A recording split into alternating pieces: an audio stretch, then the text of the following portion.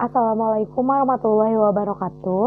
Perkenalkan, saya Adinda Mita Yuni dari Prodi PBSI semester 4. Teman-teman, apa sih yang terbayang ketika mendengar kata teks berita?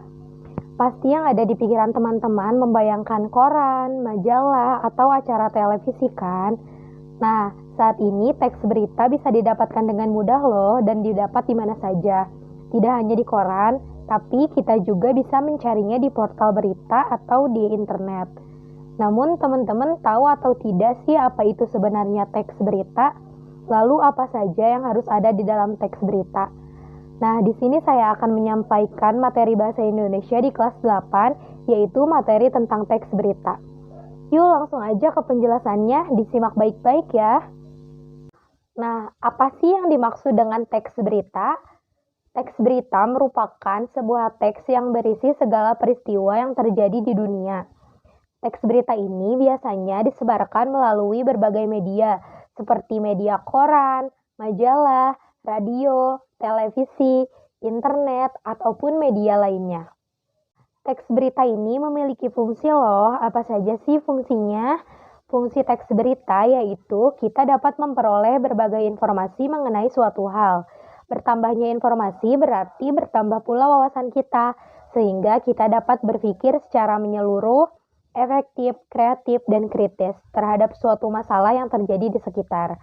Sehingga dapat disimpulkan bahwa fungsi atau manfaat dari teks berita yaitu untuk yang pertama, mendapatkan informasi, kedua, menambah wawasan, dan ketiga, sebagai pelajaran dalam hidup. Selanjutnya yaitu ciri-ciri dari teks berita. Yang pertama, faktual. Faktual di sini yaitu berdasarkan atas kejadian yang sebenarnya atau dapat dipercaya. Yang kedua, aktual, yaitu sesuatu yang sedang hangat dibicarakan.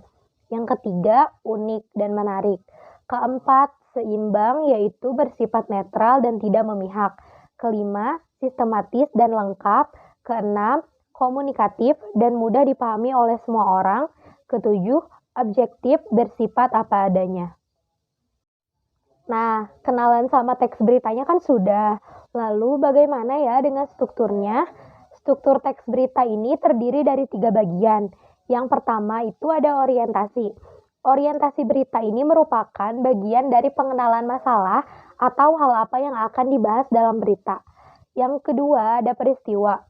Struktur ini menceritakan tentang kejadian yang terdapat pada peristiwa atau hal yang ingin dibahas secara rinci dan berurutan. Yang ketiga ada sumber berita.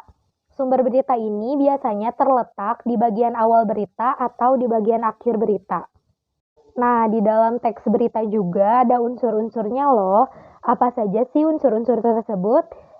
Yang pertama ini, what, peristiwa apa yang terjadi. Kedua, where, di mana peristiwa terjadi. Yang ketiga, when, kapan peristiwa terjadi. 4, who, siapa yang terlibat dalam peristiwa. Yang kelima, why, mengapa peristiwa dapat terjadi. Yang keenam, how, bagaimana proses peristiwa terjadi. Perlu kita ketahui, gaya bahasa yang digunakan pada teks berita itu sedikit berbeda dari teks lainnya.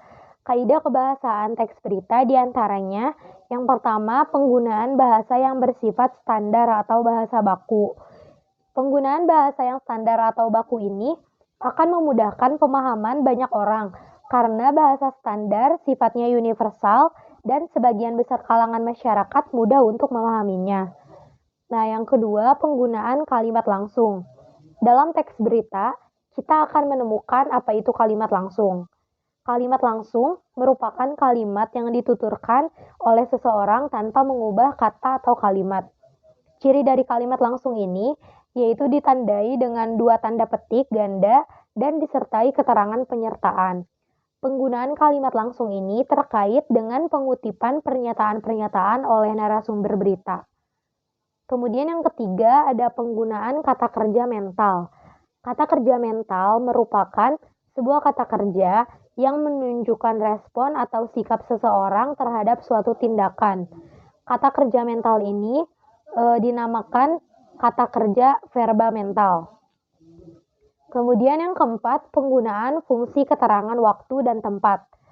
Pada teks berita, sudah pasti harus ada keterangan waktu dan tempat, agar berita yang disampaikan dapat dimengerti dengan jelas, dan pembaca dapat mengetahui di mana dan kapan tempat terjadi hal tersebut.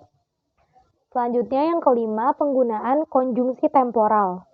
Konjungsi temporal ini disebut juga konjungsi yang berhubungan dengan waktu. Contohnya itu seperti kemudian, sejak, setelah, awalnya, dan akhirnya. Konjungsi ini biasanya ditemukan pada struktur peristiwa yang menjelaskan berita secara kronologis atau menurut urutan waktu. Nah, selanjutnya bagaimana sih langkah-langkah menulis berita? Yang pertama, kita harus menentukan dengan pasti sumber berita. Sumber berita ini yaitu berupa peristiwa yang menarik dan menyangkut kepentingan orang banyak.